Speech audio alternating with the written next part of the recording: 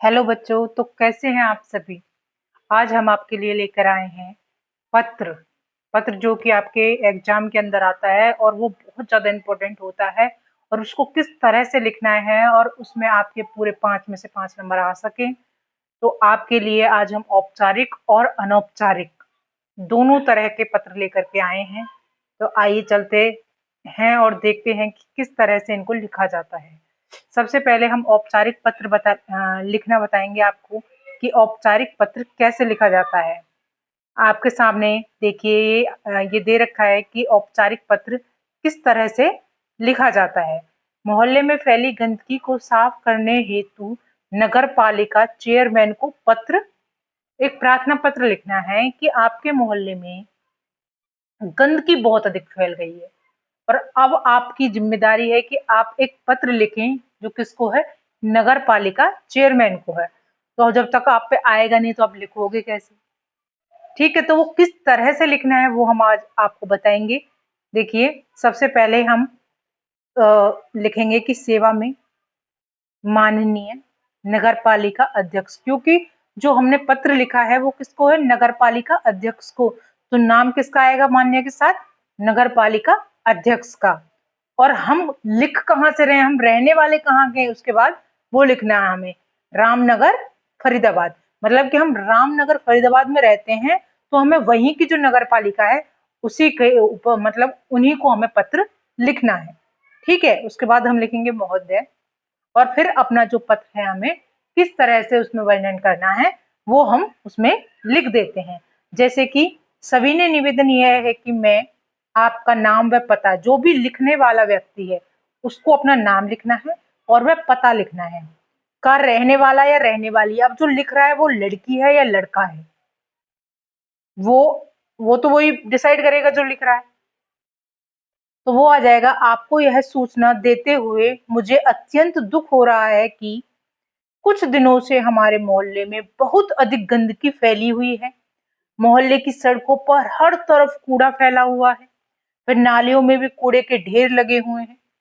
उसके कारण चारों तरफ मक्खी मच्छर बीमारियां फैल रही हैं। काफी समय से कोई कर्मी भी सफाई करने यहाँ नहीं आता है। मुझे आशंका है कि यदि लंबे समय तक यहाँ ऐसी ही गंदगी फैली रही तो कहीं कोई महामारी ना फैल जाए। भाई आपने बता दिया कि यहाँ पर इस तरह से गंदगी फैली हुई है, अगर इस पर अगर ध्यान नहीं दिया जाएगा तो कोई ना कोई महामारी तो अवश्य ही फैल जाएगी। इतना बताने के बाद फिर आप अंत में क्या लिखोगे कि अंत आपसे विनम्र निवेदन है कि जल्द से जल्द हमारे मोहल्ले की सफाई की व्यवस्था कर दें। भाई आपने अपनी दिक्कत बता दी, अब आप उनसे अनुरोध कर रहे हो कि इसकी व्यवस्था करें। फिर आप आशा करेंगी कि आशा करता हूं या करती हूं कि आप अति शीघ्र ही हमारी समस्या का समाधान करेंगे। तो ये आपका पत्र था जो कि आपने नगर पालिका चेयरमैन जी को लिखा। उसके बाद आप उनका धन्यवाद करेंगी क्योंकि उन्होंने आपकी बात सुनी, उन्होंने आपका पत्र पढ़ा। ठीक है, तो उसमें क्या लिखोगे आप, धन्यवाद। भवदीय में अपना नाम, भव्य लिखने के बाद अपना नाम, जिसने भी पत्र को लिखा है उसका नाम। ठीक है, नगर पालिका रामनगर फरीदाबाद। फिर जिसको हमने लिखा है उसको हमें दिखाना है कि ये क्या है, कि हमने किसको पत्र लिखा था, नगर पालिका अध्यक्ष को। तो नगर पालिका रामनगर फरीदाबाद। उसके बाद आपको क्या करना है, अपना फोन नंबर लिखना है वहां पर, बस। उसके बाद ये हमारा पत्र हो जाता है। एक बात मैं आपको बताना चाहूंगी कि जो औपचारिक पत्र होते हैं वो सरकारी पत्र होते हैं।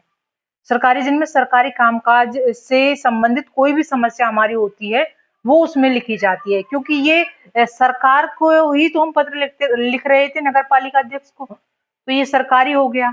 लेकिन जो हम स्कूल वगैरह में लिखते हैं, अगर आप ये बोलो कि जी अब स्कूल में जो पत्र लिखे जाते हैं, जो बच्चे प्रिंसिपल को लिखते हैं या मुख्याध्यापक को लिखते हैं, वो क्या होते हैं, तो वो भी सरकारी पत्र ही होते हैं, तो वो भी सरकारी पत्र के अंदर ही आते हैं।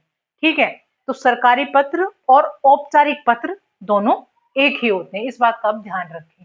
ठीक है, अब जो दूसरा पत्र है वो है अनौपचारिक पत्र। अनौपचारिक पत्र यानी कि जैसे कि हमने पहले बताया कि जो औपचारिक पत्र होते हैं वो क्या होते हैं, सरकारी पत्र। लेकिन जो अनौपचारिक पत्र होते हैं वो होते हैं रिश्ते संबंधी पत्र, यानी कि जो हम अपने रिश्तेदारों को लिखते हैं, जितने भी हम अपने परिजनों को लिखते हैं, जो हमारे दोस्त होते हैं, हमारे रिश्तेदार होते हैं, अपना भाई, चाचा, मामा, जिसको भी लिखा जाता है वो क्या होते हैं? अनौपचारिक पत्र यानी कि रिश्ते संबंधी पत्र। ठीक है, तो हम इसमें एक पत्र लिखेंगे, मित्र को बहन की शादी में बुलाने के लिए निमंत्रण पत्र भेजना है। भाई अपने मित्र को तो आप बुलाओगे ना, कहीं आपका मित्र दूर रह रहा है तो उसको आपको आमंत्रित करना है या निमंत्रण भेजना है उसको, कि किस तरह से आप उसको बुलाते हैं। ठीक है, तो अब आपको करना क्या है कि हमें पहले अपने उसका पता लिखना है। ठीक है, क्या करना है? पता लिखना है। सबसे पहले हम अपने घर का पता, कि भाई 125 राम निवास का हम जहां पर रह रहे हैं, हमें उसका मतलब पता लिखना है। और फिर जिस जगह पर रह रहे हैं, हम कहाँ पर रह रहे हैं? शास्त्री नगर में। और शास्त्री नगर है कहाँ पर? दिल्ली में। इतना लिखने के बाद हम फिर उस दिनांक डाल देंगे कि हमें भाई किस तारीख को हमने पत्र लिखा है। उसके बाद हम जिसको पत्र लिख रहे हैं, जैसे कि हम अपने प्रिय मित्र विवेक को लिख रहे हैं, उससे हम फिर नमस्कार करेंगे, सप्रेम, नमस्ते या हेलो, हाय, जो भी हम बोले। उसके बाद हमें लिखना क्या है, अब देखते हैं कि तुम्हें यह बताते हुए अत्यंत प्रसन्नता होगी कि अगले महीने की 20 तारीख को मेरी छोटी बहन कविता का शुभ विवाह होना सुनिश्चित हुआ है। विवाह के कार्ड के साथ तुम्हें यह पत्र भी इसीलिए भेज रहा हूँ क्योंकि विवाह समारोह में तुम्हारी उपस्थिति बहुत जरूरी है।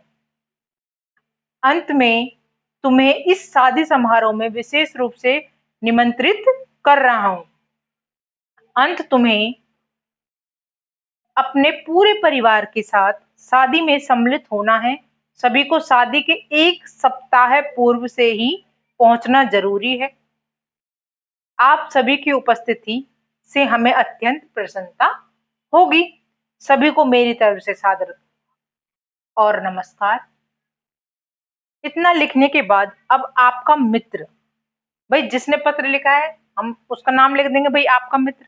ठीक है, आपका मित्र लिखने के बाद अपना नाम आपको लिख देना है और भाई क्या नाम है, दिनांक लिख देना है। उसके बाद ये पत्र खत्म हो जाएगा। तो आज हम आपके सामने लेकर आए थे औपचारिक और अनौपचारिक पत्र। तो आशा करती हूँ कि दोनों में अंतर आपको पता चल गया होगा। अगर वीडियो पसंद आई हो तो ज़्यादा से ज़्यादा वीडियो को सब्सक्राइब करें, लाइक करें और कमेंट करना ना भूलें। धन्यवाद।